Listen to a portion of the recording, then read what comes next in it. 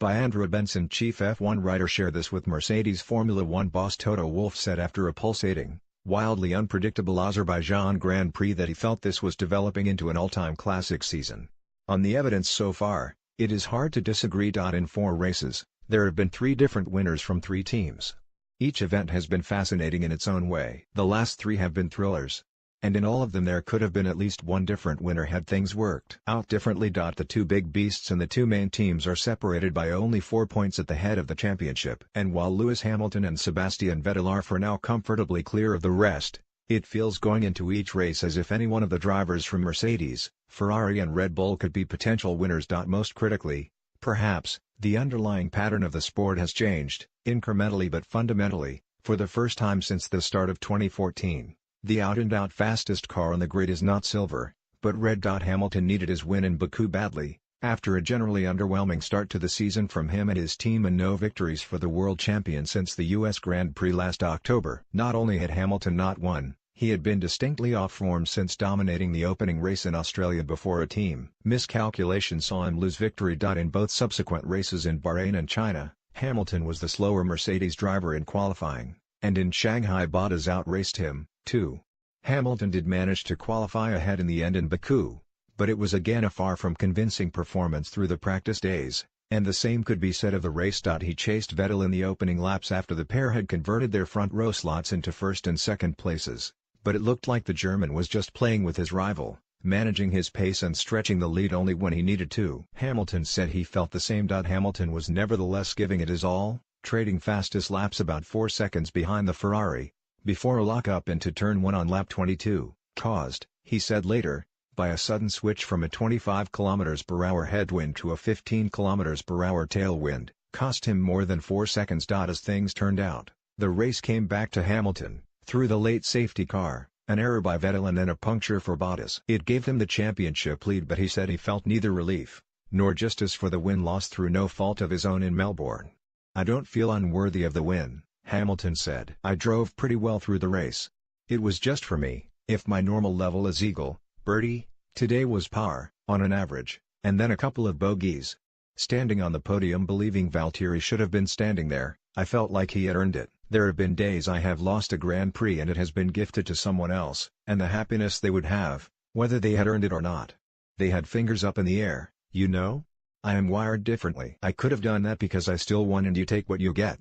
I like to win because I have outsmarted and outclassed the other driver. I am grateful for the win, but performance-wise, not entirely, because of me, but with the car. My performance didn't feel like it was on par with what I am capable of doing. I will take that away and try to come back and attack stronger in the next race." If Hamilton has not been driving as well as he feels he could, so too are his team below the level they have been used to. Vettel led the championship at this stage last season, and the Ferrari was proving the better and more flexible race car, but never was it the out-and-out fastest on average in qualifying. Now, it is, if only by a few hundredths of a second.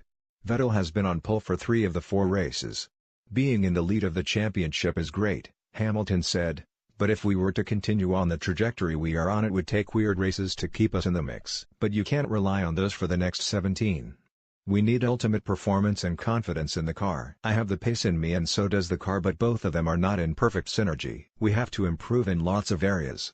We definitely are there in the mix, and we've not got a terrible car at all, by any means. We've just got to refine it a little bit and make it a little bit easier to drive." She definitely isn't as easy to drive as it was last year. A lot of work has been done, but we're still, performance-wise, behind them. I don't think we're under any illusions that we have the fastest car or that we don't have work to do. We know that. Everyone's working as hard as they can, but we've really got to keep pushing. I've got to figure out how to get on top of this car a little bit more. Australia, as I said, I was really comfortable with it, and since then I've not been, and I don't really know why. So I've got to try and work on that. It has been a season of races that have got away from drivers who could, or should, otherwise have won. Hamilton in Australia. Bottas had some regrets in Bahrain that he had not pushed Vettel harder, and again that China had slipped through his fingers to Ricciardo's stunning rise on fresh tires. In Baku on Sunday, probably Vettel had most reason for regret, having dominated the race from the start only to lose out to a safety car and then his own mistake in trying to wrest the lead back from Bottas at the final restart, locking his wheels, damaging his tires and slipping down to 4th. But Vettel exuded the relaxed air of a man who knows he is driving well in the fastest car. "I am not worried at all," he said, "because it is quite different to last year when in qualifying we were not competitive enough for most of the year and then later in the year we were not competitive enough to make things happen. The car is there and we need to make sure it stays there." On performance, Ferrari and Vettel have to be considered favorites at this stage, but Vettel is more than aware of the manner in which Mercedes got on top of a difficult car last year and steamrollered him in the second half of the season. And he does not want that to happen again. Bottas exudes the languid calm of so many Finnish racing drivers, but he was distraught. To have lost a race he felt was his in such an agonizing fashion. Uncharacteristically, he did his television interviews in sunglasses and, asked how he would pick himself up, he joked, "Maybe 10 pints would do it."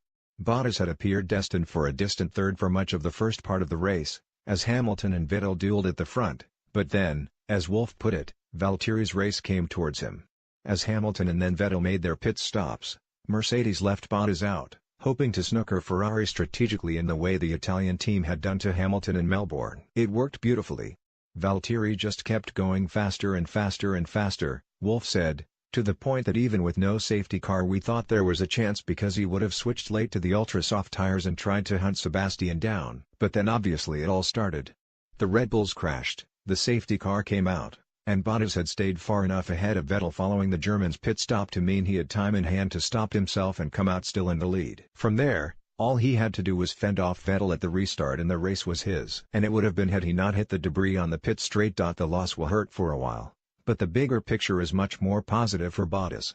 His championship chance may already realistically be gone. He is 30 points behind Hamilton, and he must realize he will probably have to play a support role before too long. But he looks to be driving his way into a Mercedes seat in 2019. His contract runs out this season and Wolff has made it clear he will take the first half of the season before making a call in the summer. But if Bottas continues to drive like this, there is no reason to change him for either Daniel Ricciardo or Esteban Ocon, both of whom crashed out on Sunday. Certainly Hamilton wants Bottas to stay. "He is more than ever earning his place here," Hamilton said. "Give him fair dues, he has risen to the challenge. He is doing a solid job, more than the team would need." Wolff does not need a lesson in the risks of having two thrusting, aggressive, equal number ones after presiding over 3 years of bitterness between Hamilton and Nico Rosberg. But he got it anyway thanks to the Red Bull drivers on Sunday. The team put on a news management masterclass after the two had taken each other out.